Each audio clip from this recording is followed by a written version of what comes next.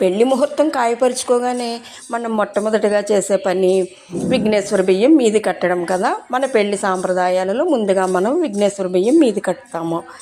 ఈరోజు మా ఫ్రెండ్ సీత వాళ్ళ అమ్మాయిది విఘ్నేశ్వర బియ్యం మీది కట్టడం అండి. ఆ వేడుకలన్నీ మీ అందరితోటి షేర్ చేసుకోవాలనుకుంటున్నాను. రండి, మనం కూడా ఆ వేడుకల్లో పాలు పంచుకుందాం. ఈ పుస్తకాన్ని చూసారా? శ్రీ సంపత్ గణపతి కళ్యాణ గానామృతం అండి.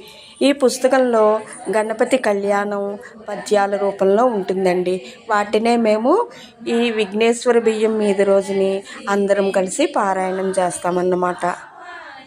పెళ్లి పనులు నిర్విఘ్నంగా జరగడం కోసమే కదండి మొట్టమొదటిగా విఘ్నేశ్వర బియ్యాన్ని మనం మీద కట్టుకుంటాము.